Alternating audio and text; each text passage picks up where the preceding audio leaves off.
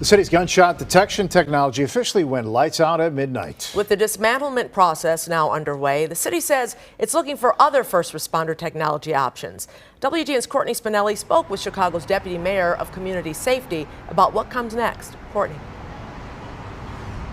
Yeah, good evening to you both. That's a big question among many community members and leaders right now is what comes next? Well, the process is underway to figure out what that looks like, according to city leaders. And Sound Thinking, the company behind the ShotSpotter gunshot detection technology, said it's also in the process of taking those sensors off of the public-owned infrastructure in the 12 police districts that it's currently in.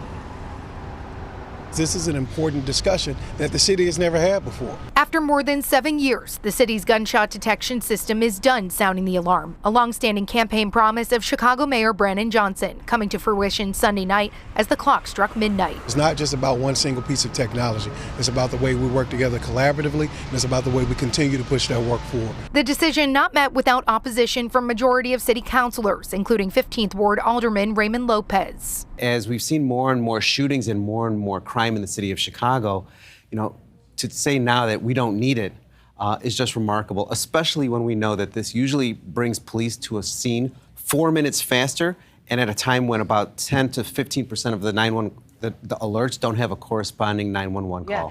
Why are many of the aldermen that were in favor of it and the police superintendent in favor of technology that helps his officers wrong and the mayor right in saying that ShotSpotter is not what this city needs?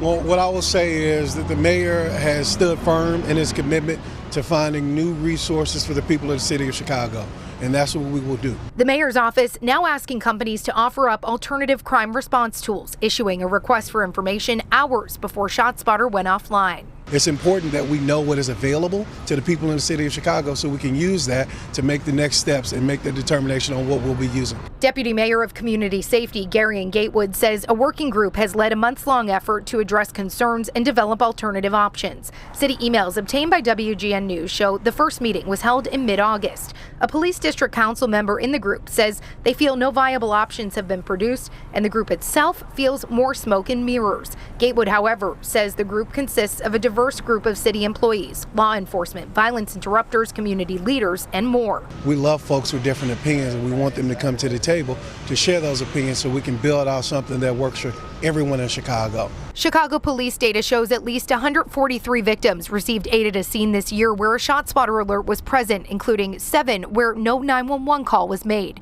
The mayor recently calling the system a, quote, walkie-talkie on a pole. Still, ShotSpotter says they do plan to respond to the city's request for information with more on their technology.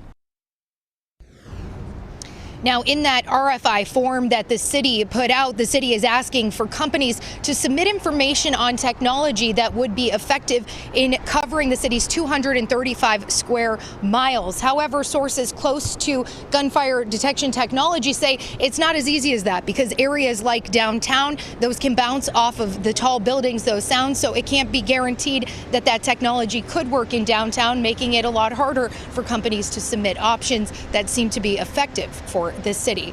We'll, of course, continue to follow this and bring any developments that we may learn. For now, reporting live outside of City Hall, Courtney Spinelli, WGN News. Thank you, Courtney.